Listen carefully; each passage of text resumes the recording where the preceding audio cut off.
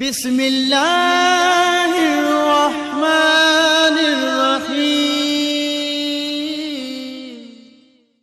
अऊज़ु बिल्लाहि मिनश्शैतानिर्रजीम। बिस्मिल्लाहिर्रहमानिर्रहीम।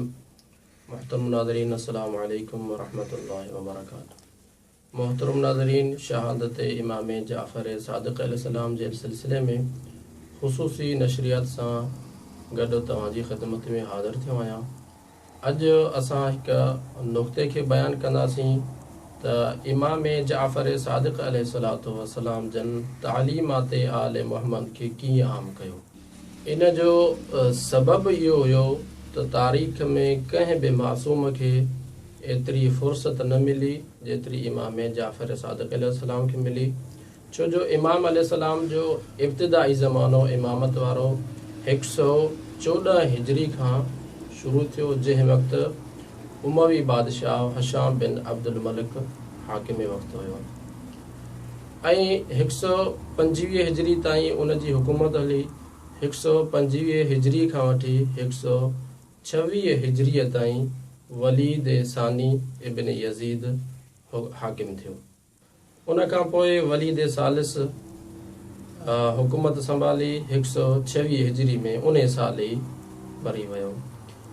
उन खां बाद में हुकूमत संभाली इब्राहिम बिन वलीद, जंहिंजी हुकूमत 126 खां 27 हिजरी ताईं रही।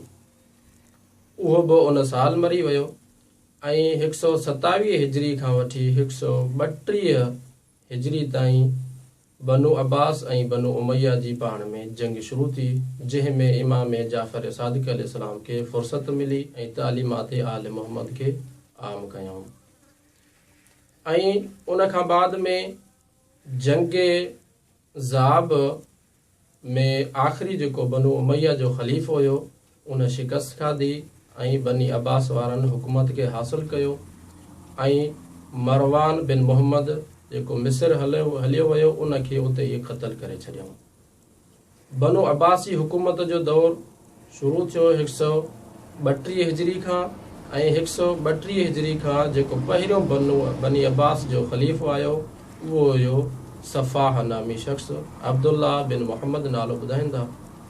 उन तक़रीबन 4 साल 4 महीना ऐं 16 ॾींहं शमसी जे हिसाब सां हुकूमत कई। उन जी वफ़ात खां पोइ मंसूर दवानकी हुकूमत खे संभालियो, जंहिं इमाम जाफ़र सादिक़ अलैहिस्सलाम ते घणा ज़ुल्म कया। अज़ीज़ान गिरामी, जीअं मंसूर पंहिंजी हुकूमत में आयो, मंसूर पंहिंजे मुख़ालिफ़नि खे क़तल करे उन खां पोइ इमाम जाफ़र सादिक़ अलैहिस्सलाम जे मुतवजह थियो उन जी तरफ़ ऐं इमाम जाफ़र सादिक़ अलैहिस्सलाम जे सहाबिन खे आहिस्ता आहिस्ता गिरफ़्तार करे ऐं इमाम अलैहिस्सलाम जो मदरसो बंदि करे छॾियो। ही मलऊन अब्बासी जेसी ताईं हुकूमत खे मज़बूत करण जे फ़िक्र में रहिया, एसी ताईं इमाम अलैहिस्सलाम काफ़ी फ़क़ीह आलिम तयारु कया। उलूम जा इमाम जाफ़र सादिक़ अलैहिस्सलाम चश्मा जारी कया ऐं क़यामत ताईं इंसानियत जी तरक़ीअ जे लाइ रस्ता हमवार कया। आख़िर में अब्बासी सल्तनत जो जेको ॿियो बादशाह हुयो मंसूर, इमाम अलैहिस्सलाम खे ज़हर ॾियाराए शहीद कराए छॾियो। अस्सलामु अलैकुम।